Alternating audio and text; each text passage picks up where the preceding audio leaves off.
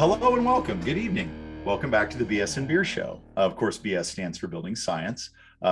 We're excited to have our topic for tonight include photovoltaic nuts and bolts instead of nuts and bolts, which we can credit Bryan Uhler for the pun from Pioneer Builders.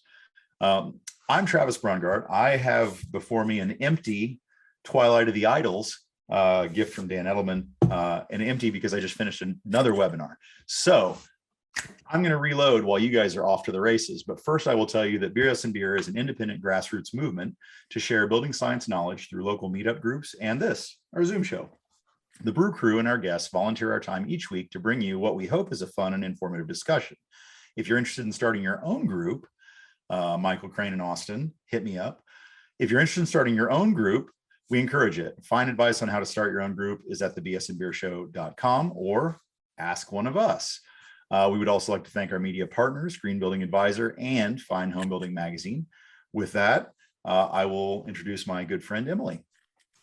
Hi, welcome back. It's nice to see everybody in the chat box going wild. Emily Mottram, architect here in Maine. I'm actually drinking water tonight.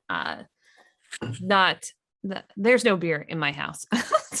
Oh, so unprepared. I know. Well, okay, that's not true. There's no gluten-free beer in my house. So anyway, for everybody, it's been a while, so we're just gonna do the typical reminder stuff. In the chat box, tell us you're here, tell us what you're drinking, let all your friends know. Make sure that you click either everyone or all attendees and all panelists, or it'll only go to the host. So tell us you're here, and then you know they're in the chat box so everybody can see that you're here. Fine Home Building sends out a Zoom reminder for the show every week that we're going to do it. We've gone to monthly now. So once a month, you'll get a Zoom reminder that there's a show the night of the show. If you want to know what the show topic is going to be, pop over to thebsandbeershow.com and check out who our guests are going to be and what the show is. A video recording from tonight's show will be available at Green Building Advisor and up on our YouTube channel, typically on Friday after the show, but up by Monday for sure for you to rewatch the show. And an audio-only version is available for the BS and Beer Show through Spotify and Apple Podcasts if you'd like to take in your content as an audio-only version. We also have a couple of events coming up. The Green and Healthy Maine Home Show on April 9th for anybody who's here in Maine. Efficiency Vermont's Better Building Conference is now April 27th and 28th for people up in New England. And the Fine Home Building Pro Talk live in Portland, Oregon on April 21st with Tim and Bryan Uhler, Josh Salinger, and Lindsay Shack. Mike is putting the links to those in the chat box for you. And little shout out behind the Pretty Good House book is now done. It is available for pre-order. If you're an Amazon fan, it's available on Amazon. If you're not an Amazon fan, it is also available on, I believe it's bookshop.org. If you follow any of us online, there are links to them, or you can find the links on the BS and Beer Show website as well. So now off to Mike to introduce our guests. Thank you. Yes, I'm Mike Maines in Maine. Tonight I am drinking exciting bubble water, nothing added, just a little bit of spicy bubbles. Our guest tonight, we have my friend Will Field, who grew up in Freeport, Maine. He graduated from Bates College with a degree in U.S. history that he uses heavily in his job today. He started as a solar installer and project manager before joining Revision Energy as a system design specialist in 2017. Will enjoys helping homeowners achieve their energy transition goals while working with a team of like-minded employee owners in a challenging field. Outside of work, Will's interests include playing stringed instruments, fine woodworking, reading, running, and skiing, and he lives in Belfast, Maine. Will, what are you drinking tonight? hello, everybody. It's an honor to be here. I am drinking Lawson's Little Sip. It's got a nice zip to it, nice hop profile. And also some water, got to keep hydrated. and somebody I've crossed paths with for years, but only talked with for the first time a couple of days ago. Vaughan Woodruff is the Director of Workforce Development at Revision Energy, which happens to be an employee-owned B Corp. He is also the founder and former CEO of InSource Renewables, another employee-owned B Corp, which joined forces with the revision in 2021. Vaughan has been in the solar industry for 15 years, including working in California, Colorado, and Montana. Now back in his hometown of Pittsfield, Maine. He has authored articles, technical manuals, trained aspiring professionals and code inspectors, sat on technical committees, served as a solar trade group chair during the particularly ornery LePage administration, our former governor here in Maine. And notably, Vaughan has crawled through cat piss and blown in fiberglass insulation. Vaughan, how are you tonight? And do you have a beverage? Doing well, Michael. Yeah, thanks for having me. I do. I'm cloaking in at Outland Farm Brewery, which are my friend's brewery here in Pittsfield. The fact that I'm actually a teetotaler. I'm drinking very nice homegrown Maine root beer. So yeah, thanks for having me. Excellent. And before we go on, I'll also introduce our one of our behind the scenes brew crew, Hans Bro, is helping us transition to a 501c3. So we'll be an official nonprofit so we can get sponsorships, which will fund scholarships. Hans, what are you up to tonight? And well, I guess this is what you're up to tonight. How are you tonight? And what are you drinking? I'm drinking water because my plan was actually after this to go to the Great Lost Bear in Portland and drink quite a bit more beer. So I'm hydrated before that. And this is a great pregame for it. Excellent. Well, I think Will has a case study presentation to kick us off. Is that correct, Will? Yeah, I did prepare a quick presentation. I figured it would be a nice way to prime the pump on a nice lively discussion. I'm going to talk about the parts in the process, how these solar energy systems are put together. Excellent. I'm going to be his grandfather tonight, apparently, and just kind of put in little words here and there and pester him a bit. Sure. All right. So let's see if this goes smoothly. Do you have control to share? I don't.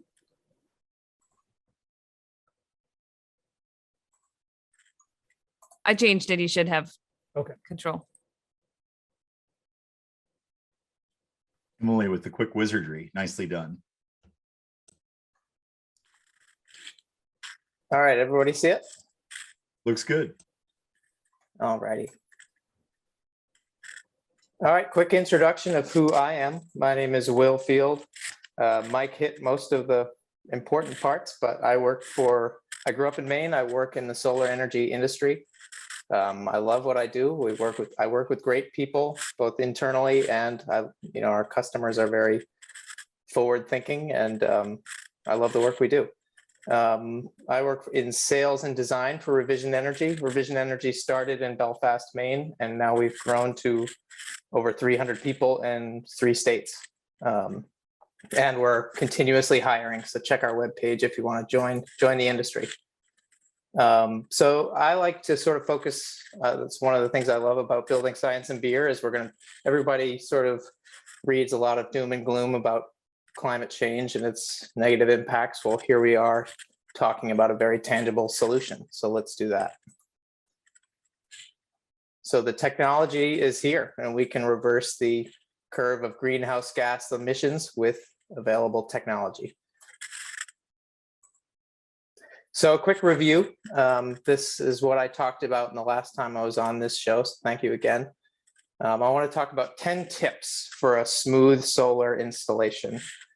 These are things I like to impart to both homeowners, GCs, good sort of rules of thumb and things that I tell people throughout my day-to-day work. Number 1, keep the solar site simple, south-ish, and sunny. Number 2, run a pipe through it. That pertains particularly to new constructions, but we've worked with a lot of people over the years who save a lot of time and effort on their solar installation by just pre-running conduit.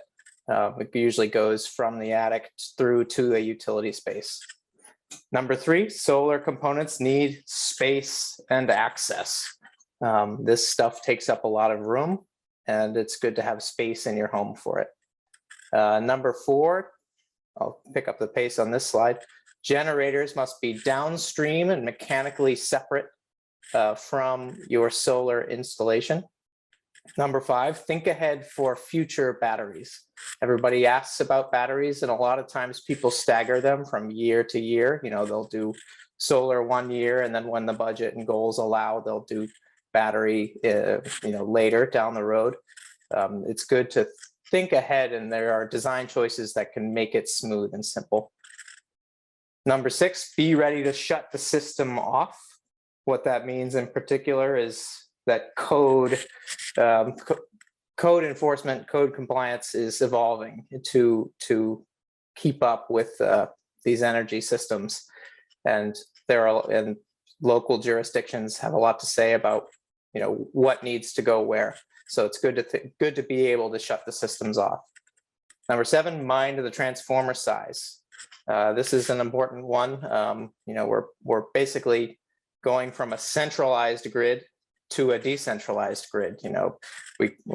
Where power comes from plants, usually in a central location, and now with solar energy, we're basically making it a bi-directional. Energy flows in 2 directions, from homes, from rooftops into, and people power their neighbors with their solar energy systems. Number 8, an internet connection is important. Number 9, system expansions can be elegant with proper planning. And number 10, don't wait too long and keep it in the building budget. For more details on this, I gave a 20-minute talk, and like and subscribe the BS and Beer Show on YouTube. I've always wanted to say like and subscribe, so thank you for sitting with me on that. So on this slide, this was also a review from last time, but a quick touch up on the nomenclature for these things. For when people think solar energy, they think of a lot of different things. So these are pretty broad definitions. Number 1 is off-grid. That's a self-sustaining energy island. That's on top of Vaughan's in-source renewables did projects on top of mountains. For the Park Service, we've done projects on islands where there is no grid access. Off-grid entails solar energy and a battery system, and you are at the whims of the local climate. You do not have you're not tethered to the local grid. So that segues in. Number 2 is a grid-tied system, which is the majority of a large percentage of installations that are built in the United States and around the world.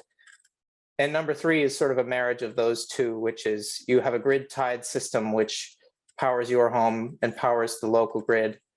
But then when the power goes out, instead of your whole system shutting off and being at square one, like I am, I just have to wait for the utility to restore my energy like anybody else.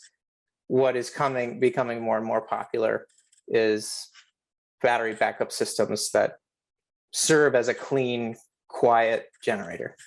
So that's the 3 pieces of nomenclature. So we're going to talk mostly about grid-tied systems. In fact, that's all of my presentation is about the parts and the process of grid-tied energy systems. So part 1, the parts. I like to think of these systems more or less linearly, from the solar energy system, and it flows in a line through the home and then out to the local grid. So we'll start with the solar modules. Here's what they are. Here's an installation in action. Here's a recent project we did. Both of these are in Maine. A lot of them are on rooftops. Some of them are on parking garages or on ground, freestanding ground mounts. They create energy by the sun hitting them. I think of them as a sandwich of metal and glass. Photons, particles of light hit them, and it creates an electron current, which flows as direct current electricity, and then goes downstream to the other parts I'm going to talk about. The solar module itself, This is a shot from my roof on the left. That's a couple of my co-owners working on the system. It weighs about, a module weighs about 40 pounds. They range between 40 and 60 pounds. It's a component that it consists of frames, so the things you can grab onto, a back sheet, which is, you know, the sheet good that it is, and then cells. So the things that actually create energy are the black cells that are built in a grid. These, you know, as the remarkable thing about solar panels is that there is no moving parts. So they are designed to last for a very, very, very long time. They carry long-term warranties upwards of 25 years, and they will last for realistically 30 to 40 years. And I think there's a lot of case studies of modules that are 30 to 40 years or even older out in the field, and they usually work at around 80% of their nominal power output at that age of 30 to 40 years. So I hope when I'm that old, I'm still ticking at 80%. You know, it's a pretty good performance ratio over time. Part two, the racking, attachments, and layout. So these are anodized aluminum rails, and the modules sit on them. And then there is stainless steel hardware that goes into these channels, and that secures the modules to the rails itself. These things, they're designed to handle wind and snow loads. Depending on the site, usually it's 100-mile-an-hour winds that they're rated to, and snow loads of upwards of 6 feet on the modules themselves. Excuse me. And mostly on rooftop systems, the rails are installed in a horizontal manner, which has a nice benefit if you're installing them, because you can essentially build your staging as you go. You know, you can walk from east to west. You can position modules accordingly. It allows you to build staging as you go. Like I said, these comply with a lot of different roofing types, from metal to asphalt.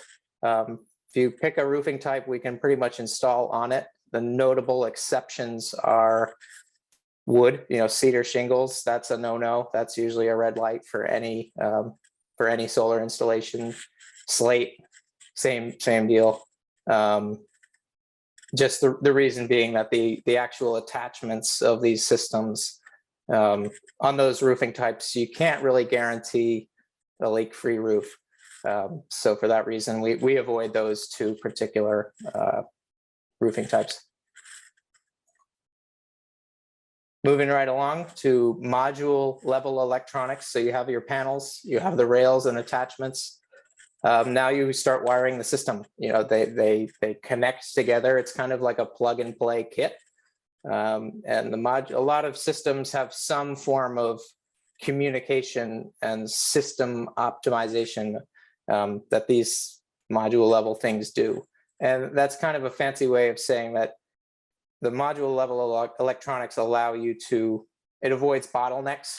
So partial shading, in my neck of the woods, partial snow cover. You can see the bottom picture is my array from today. So there were a lot of panels that were actually covered in snow, and you can see because they're darker, which represents that they didn't produce as much energy as the ones that did have you know, full sun all day, as opposed to creating, you know, a bottleneck and in the entire array not producing because of some partial blockage on the solar modules. Each individual module is allowed to perform at their best. So a lot of systems have different terms and nomenclature for this concept, but that's what they do. Moving right along. So in my system, it goes from the electronics down a pipe from my roof. It goes along the side of my house and enters the basement. And the solar inverter is more or less the brains of the whole system. It's converting one form of energy, DC current or DC energy to alternating current. So what's used in our homes, what's supplied by the local grid. I consider it's sort of like a funnel, you know, where the roof is the funnel itself, catching solar energy at any point of day, at any point of year, and then it all falls down through a mouth, which is the solar inverter. Of all the components in this system, you know, it's multi-generational life. Realistically, the solar inverter is working the hardest. It's probably going to need to be replaced at one point. So that's an expectation I like to set for people who are considering a solar investment. The next part is kind of the fun part, system monitoring. You know, there's sort of a honeymoon phase for a lot of people who go solar. They can actually check and see how it's doing on any given day. They can say, you know, on a full sunny day, they can see something like this, just a big green blob. You know, it sort of follows a bell trajectory from morning through noon, you know, through the peak sunlight hours, and then it tapers off in the evening time. So system monitoring, we can do it in a variety of ways, and it all goes back to the inverter. The simplest and most reliable way to do it is a direct, you know, cable into your inverter. You know, if an internet router is right nearby, great. The further you get from the internet router to your solar inverter, you can use a variety of different things. You can use a wireless connection. You know, that might pass through a couple of different floors, you know, as opposed to doing a direct wire where it's not feasible. There are relays and a bunch of different ways to communicate over, you know, hundreds of feet. And then if there's nothing on site to connect to the internet, you can use a cellular device. There's usually just a box and a gizmo and a service plan that allows you to use a cellular network to monitor how the system is doing. And it is important because, you know, it is sort of fun for people to see how it works. And then over time, you can see you have optimal transparency for system performance, and probably just as importantly, service and troubleshooting. So eventually, AC current is dumped into your house, and this is a very, very common thing that people wrap their heads around, either early in the process or even late in the process. As you could see, here's red, which represents what I'm taking in from the grid. Green is what goes out, and then blue is what is used and created in real time. So in a variety of different ways, your energy system will tie in to your electrical grid, either through a generator or out at the meter. Some way or another, it will tie into your local energy grid, and it will comply with local code. It's usually inspected, and depending on the jurisdiction, there might be a shutoff or multiple shutoffs at various stages, just to allow for optimal safety and considering first responders and how they work. So that was soup to nuts, you know, from the roof on down through the home and out to the local grid, how a grid tied system works. And now part two, I'm going to talk about the process, how these are built. A lot of people just think of these as, you know, it's a pile of parts, and I'm hoping to illustrate that it's more than that. You know, a lot of people do a lot of thinking to get these systems off the ground. Step one is design. You know, these systems are a mechanical system. Excuse me. It usually starts with a site visit. You know, that's what I do on my day-to-day basis. I do a lot of data gathering, and between the client and myself, you know, and the budget and the goals of the system, we create a plan. And you know, a lot of that is setting expectations on system performance, how it will work. In the upper left of this picture, you see a shade analysis. You know, that's a snapshot of the local horizon. You know, if I were out in the middle of the ocean, you would see no obstructions. But if I were down at the bottom of a well, you know, you would see a very narrow window of sunlight throughout the day. And usually it falls on some scale. And at some point, you know, a solar energy system, it might not be feasible. So setting expectations, and then once a plan is put into place, our engineering team, or, you know, any contractor will put together a plan on paper and do a CAD design. So number 2, permit. This sort of segues nicely into permitting with local jurisdictions and local utilities, just to make sure that these systems are done safely and that all, you know, that they comply with local rules and they can backfeed to the grid safely. Just because, you know, and that is important because we are creating a 2-way grid of the future, and this allows it to do so safely. Part 3, build. This is sort of the fast and fun part after all that work is done ahead of time. This usually, depending on the size, you know, it's usually done with a small to medium crew. As you know, we deal with a lot of safety hazards, from heights to electrical components to, you know, sharp objects. You know, we have to comply by safety rules and measures, and we take that very, very seriously.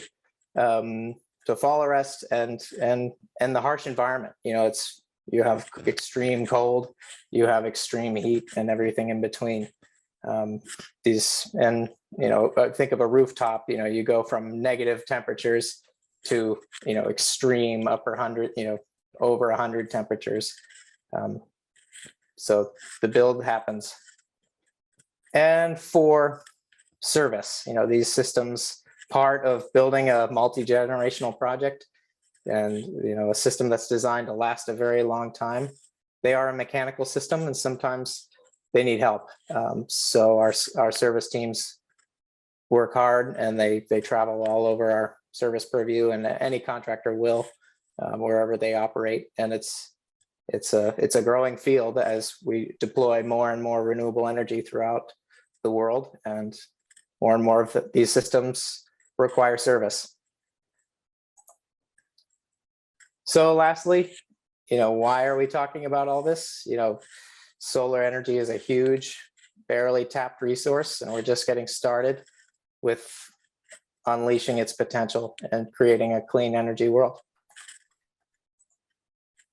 That's it. Thank you for listening.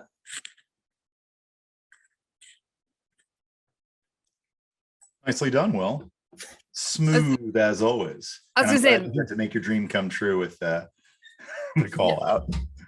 That was hardly it. The chat box has been blowing up. And I know Vaughn's been answering questions that we're now going to make you answer on the screen too, for everybody who doesn't read the chat box and Posterity. has to watch it after the fact. Time to drink a beer. Yeah, that was great. I might have missed a couple of things in the presentation because I was paying attention to other things too. But and this is partly a selfish question. I'm getting more projects where I have to plan for PV, and of course they're always tricky. And so I have questions. But does on a couple of projects we don't have enough space to have like the inverter next to the main panel? And even like the electrical meter will be or remote on a pedestal. So like, is it okay if things are spread out? Do they have to be close together? Some of the stuff can go outside. You know, solar inverters can go outside. They are rated for that. We've done a bunch of systems outside. I think as long as there's a way to shut it off, you know, most importantly, you know, make sure your meter has a trim disconnect below it, and you should be in good shape. Vaughan, do you have anything to add on that one? I think that's right. Cool. And what size are panels? I've been going with 40 by 66, but then Will just told me recently now they're 40 by 71. Is that now the standard size, or do they vary depending on the brand? How does that work? The size increase was another layer of cells. So forever we had done 60 cell installations, and now they're adding another row of 6 cells. So hence the jump from 66 inches to 71. You have another layer of cells. That's our standard rooftop module. I'm sure around the world, it ranges from 60 cell to 66 cell. Ground mounts are a little taller. But yeah, it's safe to say everybody's sort of falling in line with that standard. So to recap, 71 inches by 41. Along that 41. question too, I saw on one of your slides, you had some that were installed vertically and some that were installed horizontally. For the most part, nobody installs them horizontally or says that. Is there any particular reasons for that?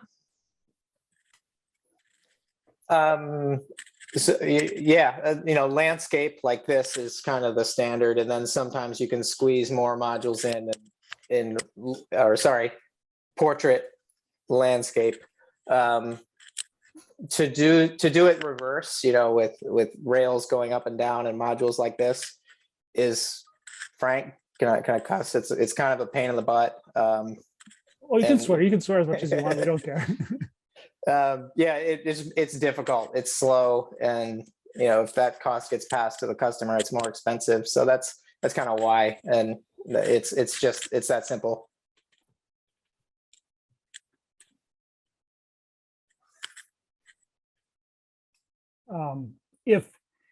If I'm planning a new house, like in the old days, I would plan a mechanical room for all the the boiler and the duct work and the water heater and all this. So like today, it's totally different, but I still want to provide a mechanical room, but I'm now thinking of calling it the electrical room. If there's a room that may or may not have to include a water heater, may or may not have to include an HRV or ERV, or if you go into a house and there's a mechanical room for you, how much space do you need, or would you like for a designer to provide for you? For solar only, probably like 3 feet. It's the inverter itself is about the size of a desktop hard drive, and you need space for somebody to work on it, for pipes to go in, and somebody to stand in front of it. For batteries, I don't know if we want to talk about batteries much in this tonight, but that's a lot. That's usually 6 to 8 feet, or 2 sheet goods, on top of each other like this. So for solar only 3 feet, for batteries at least 6 feet. Okay. And is it usually lithium batteries these days, or do you ever do other types? We used to do lead acid cabinets. Those have sort of, we're doing primarily lithium ion from a couple of different manufacturers. Somebody in the audience just is asking, it's relevant. How much height do we need, like in a crawl space? Can you put batteries in a crawl space? And if so, how much height do we need for the battery banks? Ooh, I think it would depend on the manufacturer. For a Tesla Powerwall, which I don't know, I'd poll the audience and poll the panel here. I think that's sort of the leader in the residential energy space. That would need probably, the unit itself is about 4 feet tall, and somebody would need to work on it. So I would say at a very minimum 5 feet. Does that sound right, Vaughan? That sounds about right. Yeah, and I think some of the bigger picture questions on this right now, I saw a question in the chat earlier about fire codes for space on the roof around the array, but the fire codes have become hugely impactful in the states that have adopted them with regards to batteries, as far as fire ratings of those spaces. I know in Massachusetts, where we do work right now, I think we're largely only installing batteries in garages because the retrofit that's needed to provide the fireproofing in the area where the batteries are, with the new codes that are being adopted, have made that somewhat prohibitive. And it goes back to Mike's question, where does stuff go? How much space do you need and what do you need? And that ties to it. If you think, if you have a meter trim disconnect, so when a first responder shows up, one of the first, I know I'm not a first responder, I'd have to ask Fortunat or Hans, somebody in our staff who does that, or somebody in the audience who does that. One of the first things they'll do is cut the power to the place so that they're not, putting out a fire and on live energy.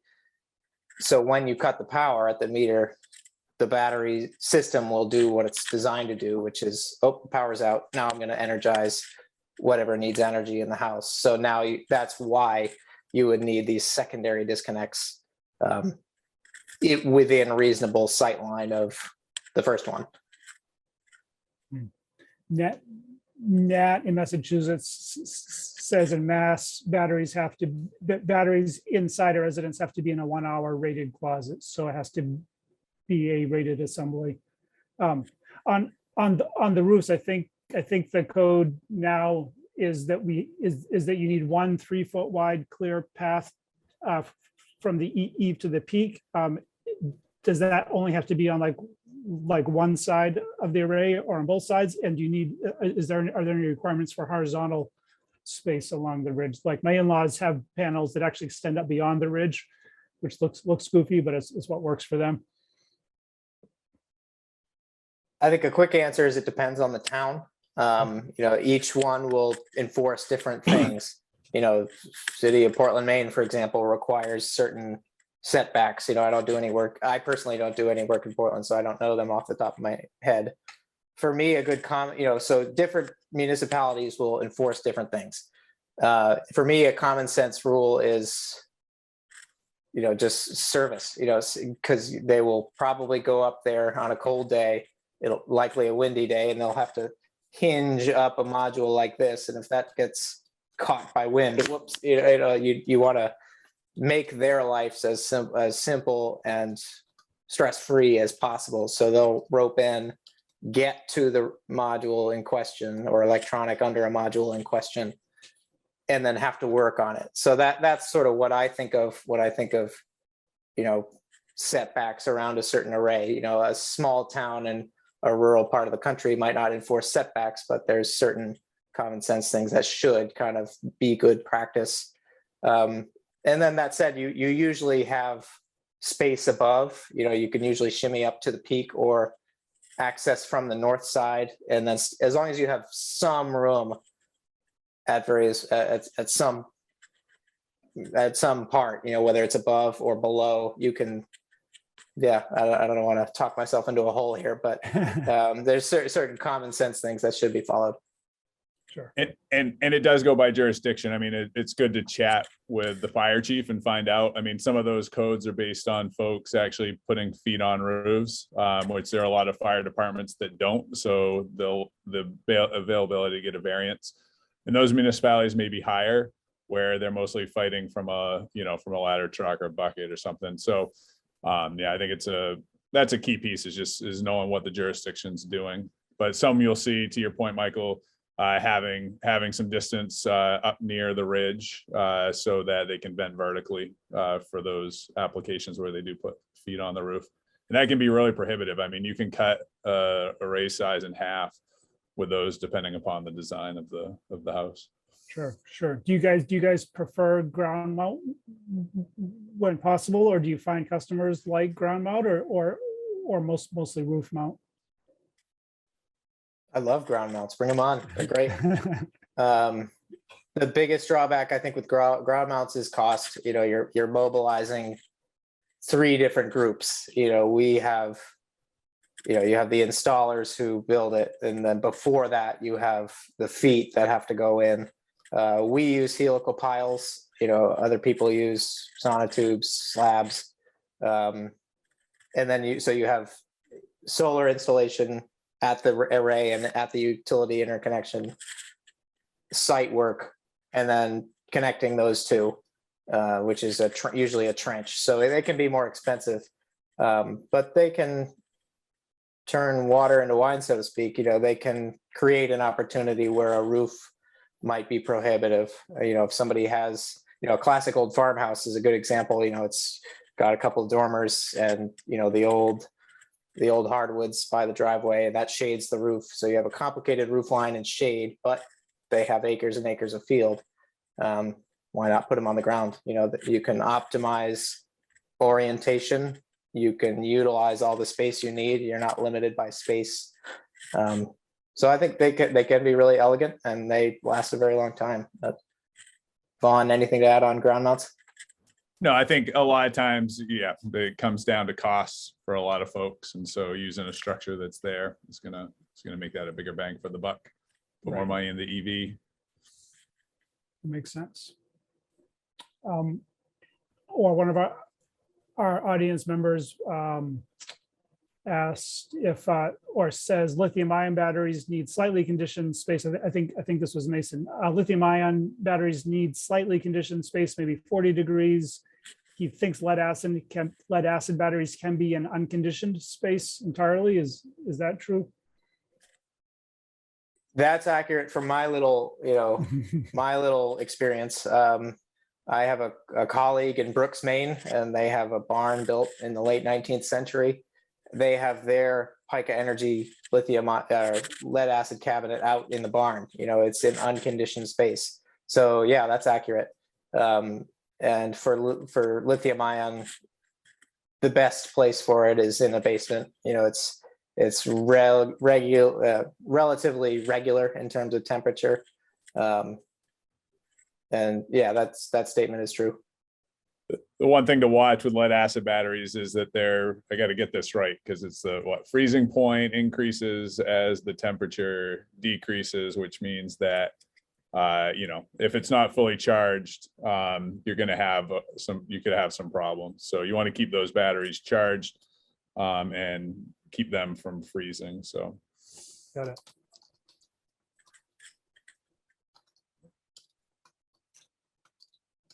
I wanted to go back to the ground-based arrays, just because I feel like that's such an important maintenance element. Like obviously when Will did his presentation, he was pointing out the loss due to snow coverage on his panels, 25% less gain today. It's really easy to walk out with your snow broom and clean off your panels if you're walking up, you're not on your roof, you're not on a ladder in inclement weather. So certainly when we have clients that have the real estate for it, we really push for that. And I would think that would be a really,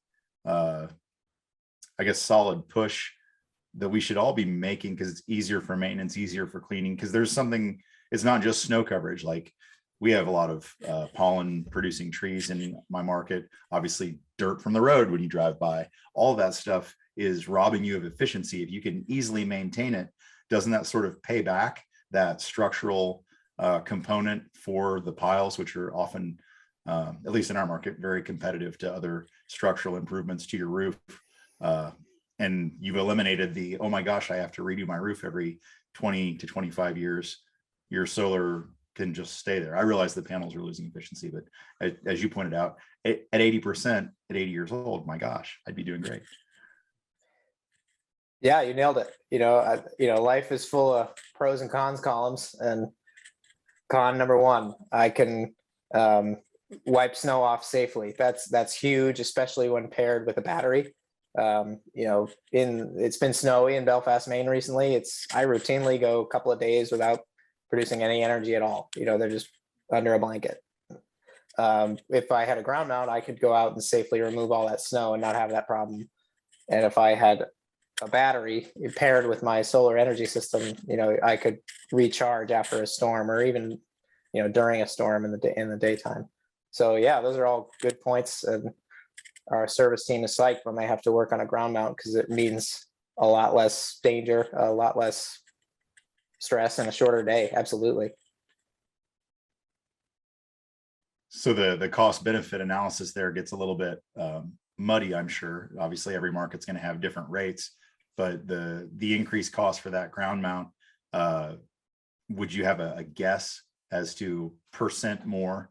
Like, oh yeah, you're going to pay an extra 20% if we have to do a ground mount, or an extra 5, or what is that delta, generally speaking, in your market? I I think that's accurate. You know, I don't want to get painted into a corner here, but and have somebody come back and say, "Wait a second, you told me this." Well, you screwed me on my ground mount, man. I want my money back. I think 20 to 25% is fair. Okay. But a lot of times there isn't sort of a, here's your roof, Of course. here's your ground, because you know the opportunity might not exist. You know, here's your neighbor who has a great roof. Isn't that relevant? Nope, too bad. It's not your roof.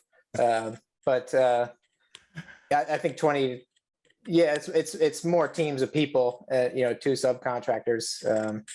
I think 20 to 25% is accurate. I just Don't wanted to hold me paint that picture for people that are trying to make that decision. If they understand that they can get, especially with their battery, full benefit of their system if they choose to clean and maintain it, that payback on that additional cost it's knowable and attainable in a relatively short amount of time. Certainly shorter than the life of the system by a wide margin, I would think. And another thing we tell people in our climate, you know, is you know, we know it's going to snow. We know local snow loads. We know local weather patterns. You know, those are expectations we set. So when we say, you know, at the very beginning, we say this amount of power will create this amount of energy. You know, energy is power over time. And we measure it in 1 year. You know, here's your system, here's what it costs, and here's what it'll create over the course of the year. Again, energy is power over time. You know, we factor in snow loads. So when somebody calls us, and it does happen, it says, you know, my solar panels are covered in snow. Do you recommend I do anything? And we say, you know, don't worry about it. You know, it's factored in. We bake it into the performance estimate is kind of what I'm trying to say. So short answer is people don't have to worry about it. And how accurate do you are able to predict performance in the real world when you're sort of designing the system? Is it pretty close? You get the real power that you plan for? Yeah. You know, you know, myself, you know, my system went online about a year ago. I did the math earlier today. I was about 96% of what I said I told myself it was going to perform. So pretty good. You know, we do the due diligence, which isn't much. You know, it's, you know, where does it fall on a compass? How steep is it? Where are you on the planet? And how long or short is the day on this given opportunity? With those 4, usually we're pretty close. You know, if the due diligence is done. Vaughan, what do you think? Yeah, I mean, we ran a longitudinal study of sales versus performance over a number of years, and I think we underestimated by about 3.5% over that time. And the sun's predictable. You see about 5% variation year over year. So it's, yeah, it's pretty amazing. And these are bankable. I mean, folks are doing this at large scale. There's huge financing that's going on behind the larger projects. And so that ability to predict output is hugely important. And all of that technology that they use is trickled down to us for residential work as well. So. And on a resident, you can, I show the bell curve a lot. I think it's a compelling graphic. You can break it down into month as well. And when you have the system for multiple years, you can break down different months. You know, you can see all the Junes, you know, and how they all stack up. And it is kind of remarkable how similar yet tiny, you know, different they are. You know, there's micro differences, but for the most part, they follow the same trend. And sort of the other thought is like, what if I don't have an ideal orientation? What if my roof is, I don't know, southwest or southeast? How far can I go? How unideal can I go? I think it falls on a spectrum, you know, whereas we tell people 196 on a compass is ideal. You know, 196, you set the compass to that. And then because of where Maine is on the planet, that will pull your actual orientation to due south, or true south, you know, wherever you are on the planet. You know, the magnets pulling on your compass are going to be marginally different. You know, it goes from good great to good as you move away from south in both directions, east and west. It goes from great to good to marginal to maybe you shouldn't invest in the system. So I've, personally, we've done them from 90 degrees all the way to the other side, due west. Sometimes we do them on, in very, it falls on a spectrum, facing south in our hemisphere. That's my personal experience is, and as long as that due diligence is done, here's what this will create. Again, it's fairly accurate and it cash flows accurately. Totally. And it's all value proposition, right? Like 10 years ago, most people wouldn't put it on anything much further out than 20, 30 degrees out of south. And as the prices have come down, especially of modules where you can put more if there's enough real estate, that goes a long way. I mean, I think 4 years ago, I felt my body like start to reject it. We actually put solar on a low pitch roof that was facing northwest because of how it fit the site. And I really was pushed against it. We ran the numbers, and the value proposition worked. And they had to put more on it than they would if it was facing south, but it fed the homeowners' needs and performed what we expected it to, and ended up being a value proposition for them. In an industry that moves so as quickly as this, sometimes you kind of get out of your own way. That's a classic example. Is these preconceived notions, go away as technology gets better, and as we do things more, we get better at it. Yeah, and I would just say the lower pitch the roof, the more flexibility you're going to have. That's a big consideration there. Right. Right. Or that makes sense because the flatter you are, or the more you can move. Somebody, I think Stu asked if most of revision's ground mount systems are azimuthing. So one, can you explain what azimuthing is and whether you do it? And then second part is there improved efficiency with a rotating system? Azimuth, I'm assuming that means a tracking mount. Probably. Yeah. They exist in the residential market. They sort of are not, I hate to say the word obsolete, but it has become more cost effective for people to, install more modules facing south. Where would, Vaughan, help me out, but where would a tracking mount make sense? I would say limited space. It's mostly driven by utility bottlenecks at this point. If you can only interconnect a certain amount of capacity at a certain point, which, getting to Will's point, this is largely at utility scale, though we may see it creep down into the residential. But if the utility is only going to allow you to connect a certain amount of power to the grid, if you can get more in the morning and the afternoon by tracking it. But right now, we don't really live in that world very much.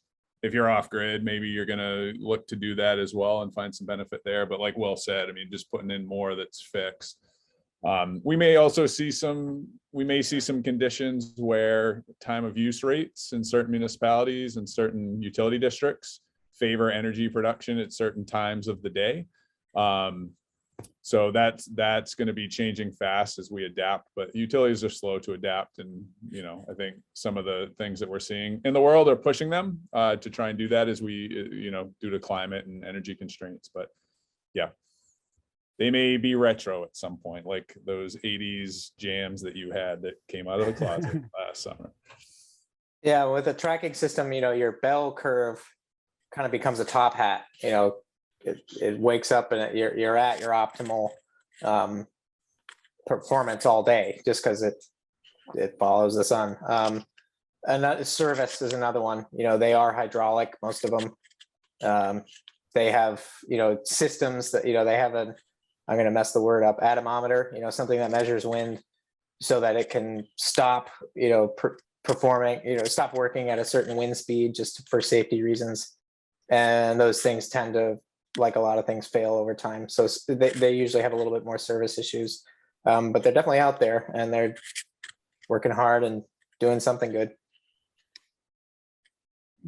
We've had quite a few questions in your presentation, Will. You mentioned the transformer being an issue. Can you talk a little bit about what transformer are you talking about, and what do we need? Like, just can one or both of you talk more about what do we need to worry about when it comes to transformers? How big do they need to be? Who do we call? Who pays for upgrades or changes? Vaughan, why don't you take that one? All right, utilities, my favorite. Yeah, so he's talking about the transformer that serves the utility transformer that serves the residents. As I put in the chat, here in Maine, commonly, a single residence, if it's a transformer on a pole, it's usually rated at 10 kVA or 10 kilowatts. If it's a pad mounted transformer or a transformer serving multiple homes, it's probably rated at 25 kVA. So essentially, when we're pushing back, if the inverter is rated to push back in AC more power than the transformer is rated for, the utility is going to have to come swap that transformer. And how that gets dealt with depends upon utility regulations in your area. Here in Maine, we pay for the labor, or the customer pays for the labor of that transformer to be replaced, and the utility owns the transformer. The issue, and it's usually, I haven't seen them lately, but usually probably about $900 to $1,000 in labor to swap that can. So yeah, that's typically what we're talking about. And so as we see more and more, bigger systems, because it's an EV and a heat pump and everything else that's in the house, you start to push that. We didn't see a lot of pushing that until recent years, when the electrify everything became more within reach. If it's new construction, just plan for it. Make sure know the system size before a utility sites that transformer. Make sure it's the right size, more than just the load calc that folks have to. The electricians usually put a load calc to the utility to figure out what size that service needs to be. Taking into account any solar that's involved can be helpful in that, to avoid further costs. Or Helen describes pole mounted transformers as squirrel fryers. When there's a generator involved, how does that, what considerations do we need to make to integrate a generator? Is it pretty much you can have a generator or batteries? Are those pretty much equivalent for you guys? Obviously the generator is outdoors, or are there other shutoffs or things we need to plan for? So with the big piece, I guess there's two. I'll talk about the old school, and Will, if you've got anything on, kind of the generator integrated stuff that's more recent, like with Generac, that would be awesome. But typically we want the inverter to isolate with the grid when the transfer switch opens and the generator is running the house. So under that islanding situation, which the generator is running the house, historically, we've wanted the solar to be out and isolated with the utility, so that those two devices aren't, the transformer, the generator isn't providing a current that makes the inverter thinks it can run, and vice versa, because then it just becomes it becomes a technical and safety challenge. I think that's changing a bit, especially with Generac taking on Pica and, looking at integrating batteries and generators so that they both can be powering at the same time. Will, you have any information on kind of what's going on there?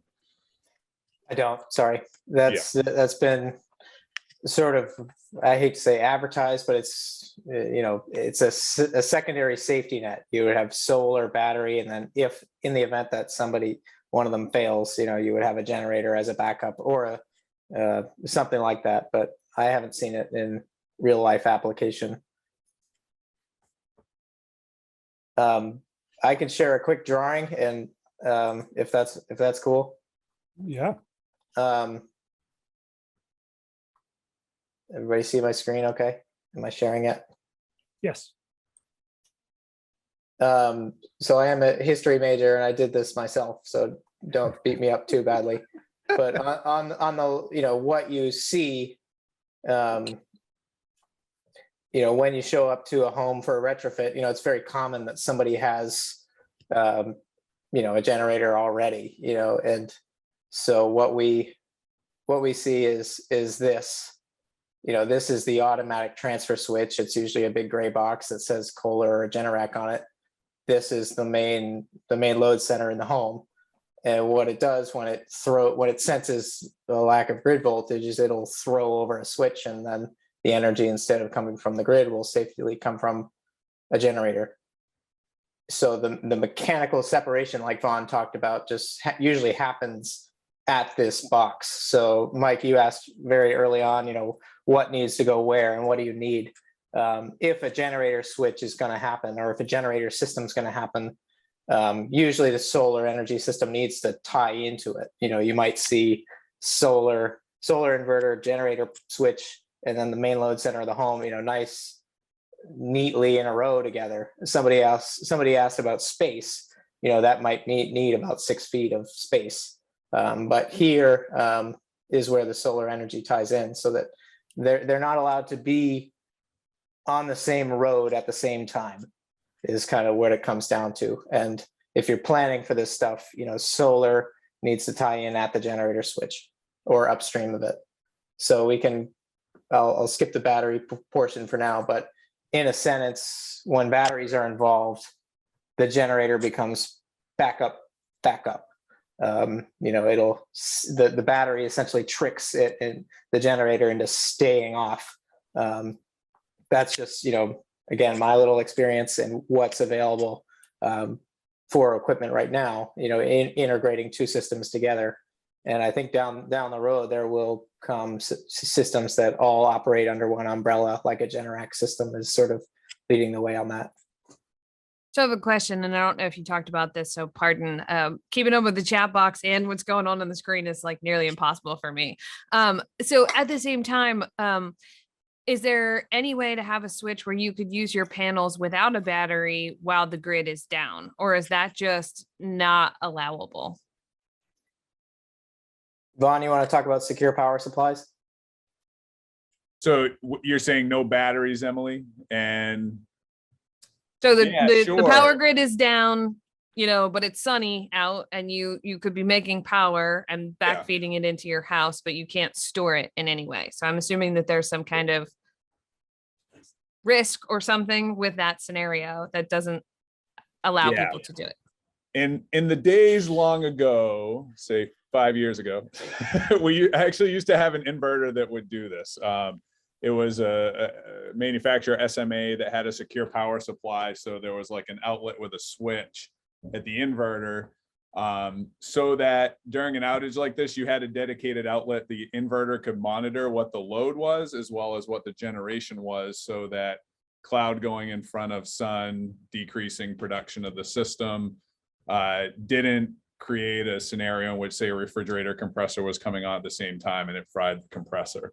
So it was a cool little feature. And we actually, during an ice storm, we had some customers that I never told them to, and I never would have recommended it, but were able to run their freezer during those conditions. Now, what ended up happening was the code has been, changes every 3 years, and in solar, somehow it changes even more frequently because they have these little provisions that you have to do this by this date. And so we moved in the safety world to this thing called rapid shutdown. So now on rooftop systems, we have to have a device behind every panel. So a optimizer for the SolarEdge system, or a microinverter for like Enphase is the major manufacturer there, so that it limits the voltage when there's a power outage. So if, firefighters arrive on the scene, they can pull the meter, shut off a switch, and then the voltage goes down, and within 30 seconds, they can get up there and know they're not going to be electrocuted. That kind of killed the opportunity for the secure power supply, right? You'd have to have something that could intervene to say, well, it's a power outage, but it's an okay power outage, not the one where the firefighters are here. And really nobody's done that, although Enphase has started with their new IQ8 line, look at this and see how to create this kind of batteryless islanding scenario. At the end of the day, it's pretty limited because you have variable production, and what are you going to run off of variable production? So as far as big robust solutions, there just really aren't any.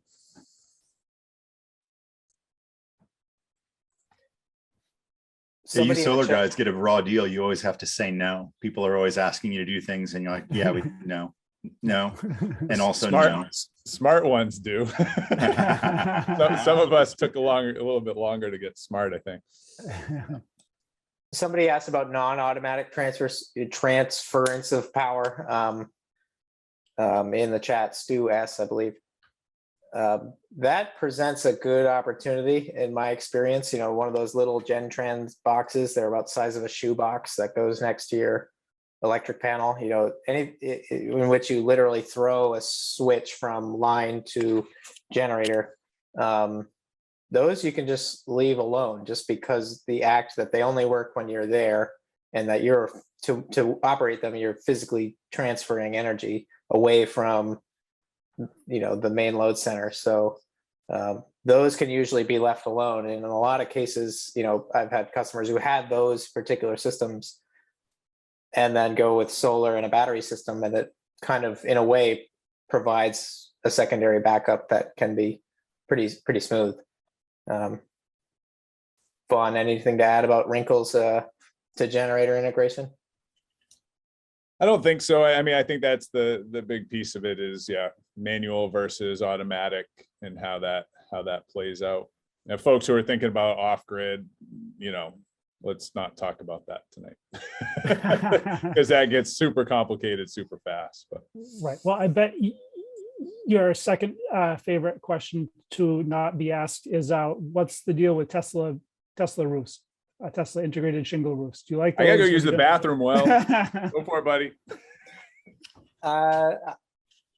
We walk a funny line with Tesla because we install their batteries, and they do batteries very well. They do cars very well. Tesla shingles, in a word, I'd say untested. We haven't. I don't think there's been any done in Maine. Let's see it scale. Is Tesla going to scale up its operations here? We'll see it. We'll see. Yeah, the idea of needing an electrician to plug every shingle into the next shingle, like that's what I understand it is. Like that seems a little tedious and hard with the labor shortage to have somebody there to plug every little shingle together. I don't know. Maybe that's not the worst part of it, but the benefit is that it's gotten a lot of people to call a local solar contractor. I'm sure that's happened around the country. And they say, and I think for a while you could go on the Tesla website and get a quote yourself.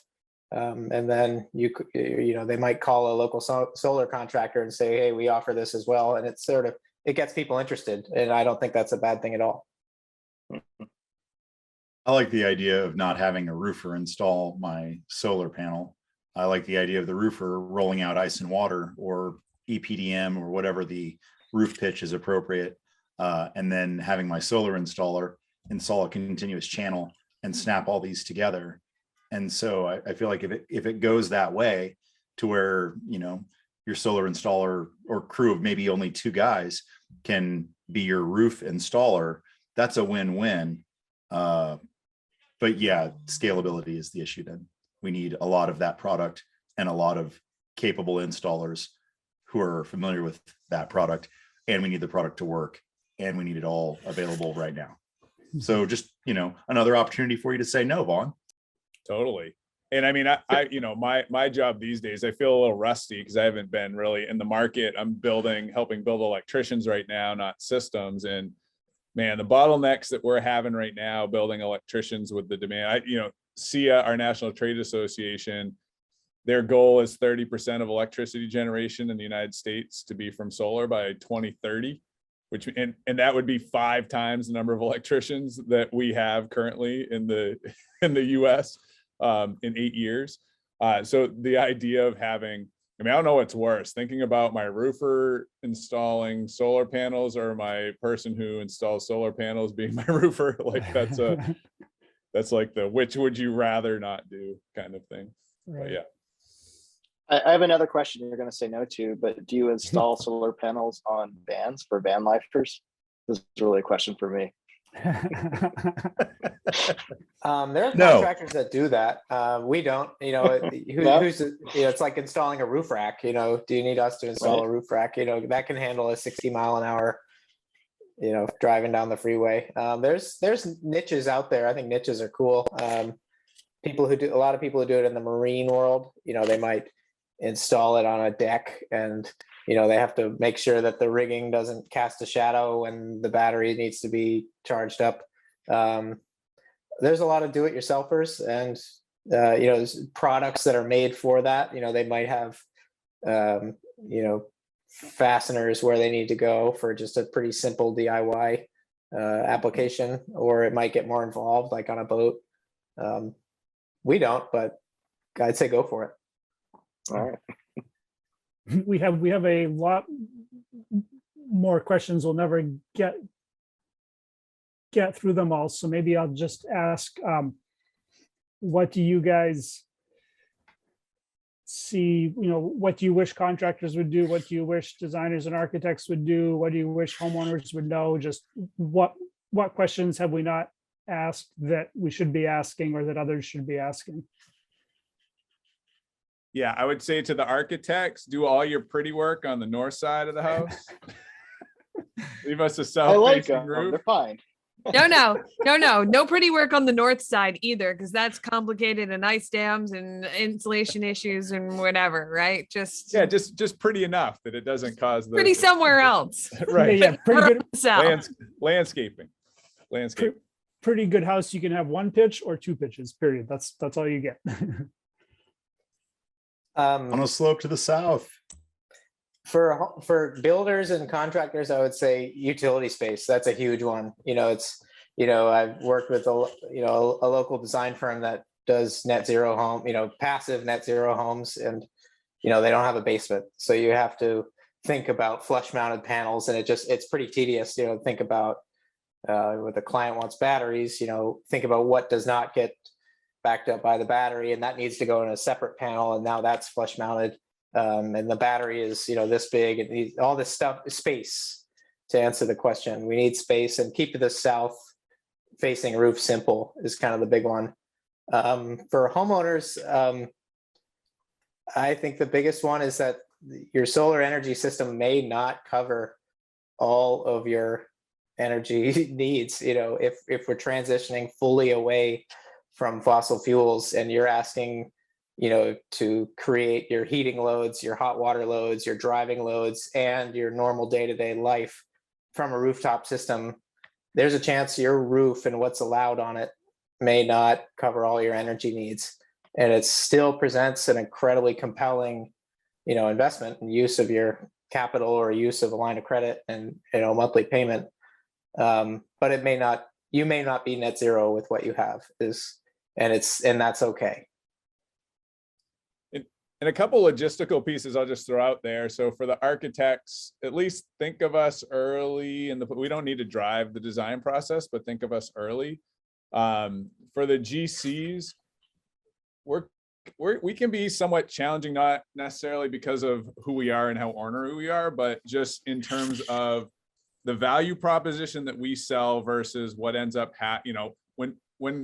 when a homeowner is considering solar, there's a value proposition they're thinking about that, payback might be one of them, right? A lot of times when you're selling up electrical fixtures or plumbing fixtures or siding or whatever else, it's a little bit different of an equation. And so I've always found it very difficult. GCs that come to the table and think of the markup for solar, just like they do any other product that's going in there, probably are making it so that solar gets put in after the project's done in a lot of cases. Because if someone's shopping this, and we see a lot of customers that skip the GC and then come to the solar contractor, which is a very challenging set of circumstances. The piece is either let us have a conversation with your GC, or come talk to us after the house is built and make sure you do a couple of things ahead of time to plan for us, because it does become a challenge because of that value proposition. Ideally what I would like to see us do is start thinking about solar going in as a choice in the mortgage, And this just becomes a standard, and then probably it gets away from that a little bit. But in the interim, it does, that business proposition becomes hard. And then it's like, if that markup's in there, how's the solar company presenting the payback? So, you know, if you've got a really good relationship with the person you're building the house with and they trust you, and that's when it goes really well. But I think if you're thinking about solar contractors and so forth, like some of the other subs that get used on a job, it's just probably worth a longer conversation to figure out how to make that work. Really appreciated Will's 10 items at the beginning of his presentation that helped so much. The leaving the space, having the pipe, if it's going to be future, great success. But I always want to shout back when people say payback, responsibility. Like we always have to do the responsible thing first, and then we can talk about money after. And it hasn't been historically successful for me, but I always shout it back anyway. It just seems like that needs to be the way the conversation has to be framed for this sort of thing, because good things always cost money, and doing the responsible thing should always be the first priority. And I feel like those things, to Will's point, that, you know, you're not necessarily going to serve all of your loads as you get more responsible and move off of fossil fuels. You end up with, you know, frequent opportunities that your loads aren't going to be met by that array. If it's responsibly sized, you're still doing a good thing. Let's speak in those terms. You know, we make compromises everywhere else. Why is this one off limits? Why does it have to be all or nothing, off grid ready, crazy battery storage? Like, let's take that first good step and then take the next one as soon as you can, and keep doing that responsible thing until it's all resolved. Thank you.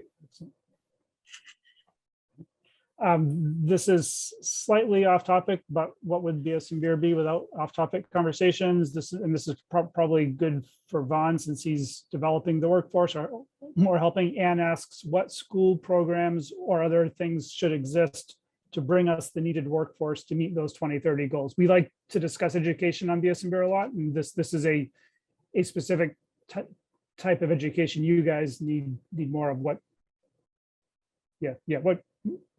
What do we need, and how do we get there?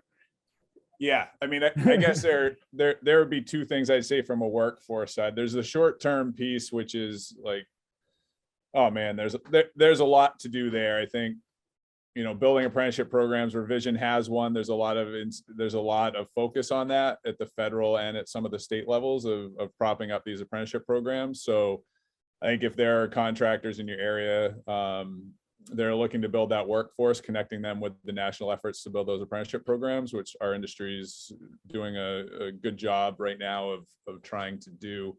But we have structural issues, right? Like, I'm sure I'm not different from many folks here that grew up learning about the vocational trades as the place you put kids before they drop out of school. And it's like a second class education for them. And the trades are this, like, I don't know, it to me is like the biggest disconnect. You know, now being out in the working world, I went to school, did the, you know, engineering thing, did the grad school thing, and then ended up going back into working with my hands, and found like all these successful people, as I'm sure many of us here know, that are working in the trades and are doing far better than the kids that went through the 4-year college and the liberal arts school. And so that disconnect is just, it's ludicrous. I feel like it's largely that folks feel insecure that we can't do things with our hands as much anymore. And that's what it ends up kind of manifesting as. I think we have to, I'm going to get on my soapbox now, Travis, which is I think that we have to change and rebrand what the trades look like starting in K-12 education, so that women know that this is a place, that immigrants know that this is a place to work, that folks recognize that going into this profession will buy you your truck that you own and your house that you own instead of being in debt. I think these are really key things for us to do. And it starts with conversations like this, but outside of maybe the building science stuff, and just talking about like how good of jobs these are, how they're pretty recession proof in a lot of ways. And, you know, the pathway to a career, you know, instead of finishing school after 4 years and going back to school to figure out what the hell you're going to do with your life. Excellent. Yeah, absolutely. I mean, do we need to say anything after that? Mic drop. Yeah. I think that's a common BS and beer soapbox Yeah. around here for pretty much any topic that is in the trades. And case in point, if you did do a 4-year degree and didn't know what you wanted to do with your life, look at me. I've been in solar in Maine for about 7 years, and it's I'm happy. Yeah. It's supposed to be part of being in the solar industry is supposed to, like the roller coaster, you're supposed to enjoy misery. I'm sure many builders here too just are in it for the misery. This is so I'm not accused of trying to recruit anybody on this call to come work for Provision. That's all. But talk to me later. Put your email in the chat box so they can get in touch with you. DM at Revision Solar. 207. No, we'll go. Well, I think that you guys have it made because solar is sexy. Like my 11-year-old is doing a class report on solar right now. And that's not at my prompting. Like I talk to him a lot about building topics, but solar isn't one that we've covered because I don't know it well. So I think that you guys have a distinct advantage because people want to do the right thing. Generally, they want to be on the cutting edge of technology. As Will pointed out, the Tesla stuff brings a lot of attention. There's a lot of advantages to talking to kids earlier. And I think that that's a leverage point. And I'm glad that you mentioned, Vaughan, that K through 12, talking to him in high school, it's almost already too late. We got to start that conversation a lot earlier, and showing your kids how you can charge your their cell phone probably with the energy from the sun is a good starting point. Totally. Absolutely. I like to be the bearer of bad news, right? So it's close enough to 7:30 at this point, and I think that we have like 500 more questions that are going to get answered. So I think we'll have to keep it at that. We've clearly done, this is our third solar show, and I feel like there are still 500 more questions. So we're clearly going to have to keep doing these and going on, because this is our emerging market, right? And where we're going. And I appreciate both of you coming on and talking the nuts and bolts, because I think the first show we talked more big picture with solar. And so people want to know, what do they need to know? How do they install it? Where they need to be. So I appreciate all of you coming on. Thank you. Any final words from both of you that you'd like to share tonight? My goal with doing this is, getting this stuff into the common vernacular of, the building world, and, giving you guys the info you need to confidently talk people into it, in a good site, and optimize your buildings for it. So thank you for that. And I'll do what I can.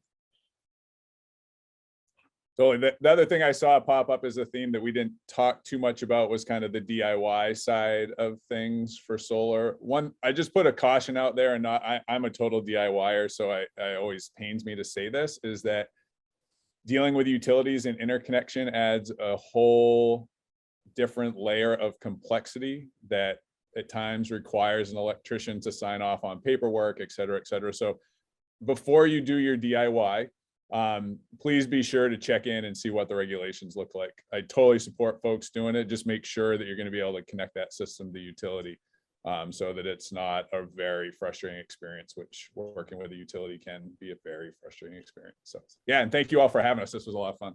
Yeah. Thank you guys very much. Thank you. Thank you all very much for joining us tonight. We'll catch you the beginning of, what is this, February, March, April? We'll see you at the beginning of April. We'll see you in April. All right. Pretty good landscape. Probably be a talking head, guys. Thanks again. Have a great night.